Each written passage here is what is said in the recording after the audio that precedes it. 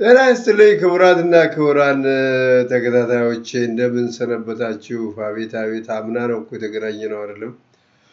ለአዲሱም ዓመት መለወጫ ጊዜ አልተገናኘንም። በተለያየ ስራ ውጥረት ምክንያት ለተወሰነ ጊዜ አልነበርኩም። እንኳን ከ2017 ዓመተ ምህረት ወደ 2018 ዓመተ ምህረት አዲስ ዘመን በሰላም አሸጋገራችሁ። በሰላም የምትለዋን በትምህርተ ጥቅስ ውስጥ አድርጌታለሁ። እንዴት ሰነበታችሁ? ይሄ ዓመት እንግዲህ እንደተለመደው ሁልጊዜ መቼም የምንለው ነገር አላለው። የዓመቱ የሰላም የፍቅር የእድገት የምን ይሁንላችሁ ስንባባል ይኸው 2018 ዓመቶች አለው። 2018 ተወልዳችሁ ነበር አይደል? ዛሬ 2000 ዓመት ተወልደናል አይደል? ጌታችን መድኃኒታችን ኢየሱስ ክርስቶስ ከተወለደ ነው 2018 ዓመት ሆነው እና እያንዳንዳችን ከተወለደን ጊዜ ጀምሮም በየዓመቱ እንኳን አደረሳችሁ አዲሱ ዓመት የሰላም የጤና መባባል ነበረ። ግን ሰሚ አላገኘንም አይደል? የላይኛው ጌታም እንደው ድፍረት አይሆንብኝ እንደው ችላ አለን።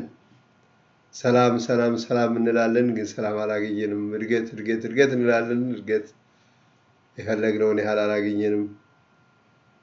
ብዙ እንመኛለን፣ ብዙ አላገኘንም። ግን በህይወት መኖር ትልቅ ጸጋ ስለሆነ እንኳን እግዚአብሔር በሰላምና በጤና ጠብቆ በህይወት ያላችሁትን በህይወት እንድትቆዩ አደረጋችሁ። ከአዲሱ ዓመት ዘመን በተጨማሪ የዘመን ለውጥ በተጨማሪ ዛሬ የጌታችን መድኃኒታችን ኢየሱስ ክርስቶስ የመስቀል በዓል ዋዜማ ደመራ ስለሆነ ለዚህ የብርሃን ቀን እንኳን አደረሳችሁ ማለት እፈልጋለሁ። ዛሬ አመጣጤ በአጠቃላይ መልካም ምኞቴን ለመግለጽ ብቻ ነው። በዚህ ቀን የምንነጋገረው ነገር አይኖርም። ከሚቀጥለው ሳምንት ጀምሮ ቢያንስ በሳምንት 2 ጊዜ ብቅ ለማለት እሞክራለሁኝ። እናንተም የምልከላችሁን ቪዲዮዎች ሼር፣ ላይክ በማድረግ በኩል በርቱልኝ። ለአሁኑ ግን የሰላም ምኞቴን ከገለጽኩላችሁ የሚበቃኝ ይመስለኛል። አንድ ማስተላለፍ የምፈልገው ነገር በተለይ ለወጣቶቹ ለሁሉም ተስፋ አድርጉ።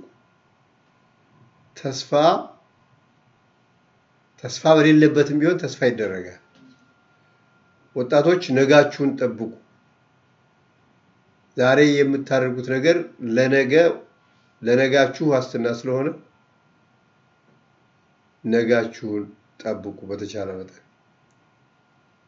ስለዚህ ሁልጊዜ በተስፋና በጉጉት ለመኖር መሞከር ያስፈልጋል። በመከራም ውስጥ ሆኖ እየተኖረ ነገን ማሰብና ነገን መልካም ማድረግ ይቻላልና ወጣቶች ነጋችሁን ጠብቁ ማለት እፈልጋለሁ።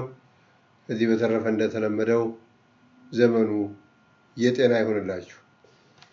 ጤና ይስጥልኝ።